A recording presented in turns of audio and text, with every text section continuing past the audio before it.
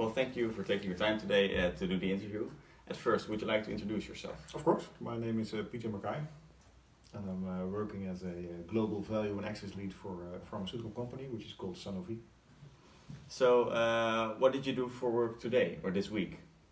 So this week was quite an easy week because I had some days off, but a regular week I would say I'm working on some projects which include the preparation of a launch of products to different countries, to different healthcare systems, to different health insurance companies.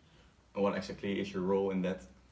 So I'm actually I'm preparing and enabling the affiliates, so the country affiliates to launch their products. So I actually create a strategy for those countries to execute. And so, which education did you follow? So I'm working for a pharmaceutical company, but I don't have any pharmaceutical background. So I've been studying. Let's say marketing, and I spent 1 year on communication. And do you feel like you were prepared enough for your work in your education? No. No? No. How No, because it was very general. So the education I did was, let's say, commercial economics. It was very general. So when I moved into the pharmaceutical business, you really have to understand the ins and outs of a specific business. Okay. But your question is, could you learn it from at a school, or do you invest yourself in these, exploring these opportunities? All right. What are the main competencies required to run this job? I would say, well, let's say first is be very analytical, because we have to understand different healthcare systems, different countries, different payers. Second thing I would say is to be a good project manager. So the company I'm working for is quite a big one, with more than 100,000 employees. So there is a lot of fragmented information. So you really should be able to connect all the dots. And the third one is to be inspirable, to get the affiliates with you, to enable them, to inspire them, and to engage with them. So what's the most difficult part about that, about your job actually in general? It's making sure that everyone is on the same page. All right. And let's say you start on Monday. What is the first task you start off with when you get to the office? Just checking. I start with checking my emails. I use LinkedIn quite a lot, not only for private, but mostly also for business reasons. So I'm checking LinkedIn quite a lot, and then. Let's say from 9:30 we jump into meetings, whether they are physical or digital. So a lot of meetings.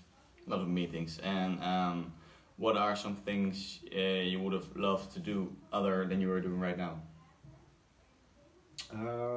That's a good question. I would say I would be. I'd rather connect with people face to face than via digital. So I think it would be very good for me to be in touch with real customers and real countries. All right. What are goals to achieve within this occupation? Well, especially so my role as market access manager, it means that the ultimate objective is to have access for people, in this case for diabetes, people with diabetes, to be able to use our products. So it's the coverage of within a specific disease. All right. And is there anything you want to say that we did not mention yet?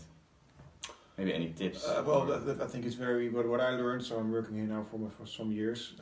It's an international company, and you should really be aware of different cultures, different mindsets.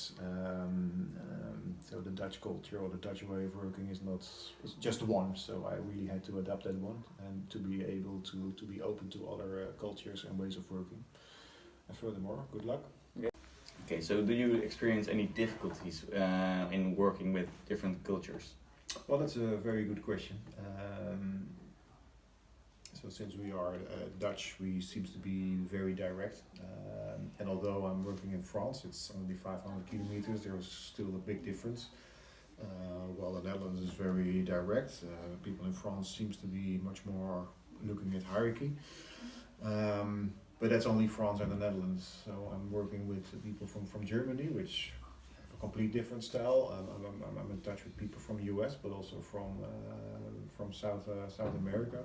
So my biggest learning is to understand differences in cultures, but especially how to accept and how to anticipate on cultures, to know what to say or how to achieve people, how to approach people, what to say and what not to say. With different things, is it? So it's from with regard to communication, it's with regard to project management, it's the way you address questions, or maybe how to how to handle with a complaint, or perhaps how to, well, let's let me say it like this: there are a lot of different things which are very important to treat different cultures. So that's key element.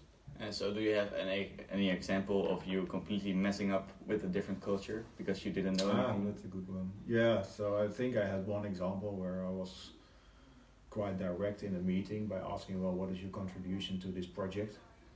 Which seemed not to be a proper question in that circumstance, so you rather be on the safe side, maybe not that direct. So the directness of Dutch people can hinder actually cooperation. Let me say it like that. Okay, thank you. Welcome. Hoe lang duurt die? 2 minuten.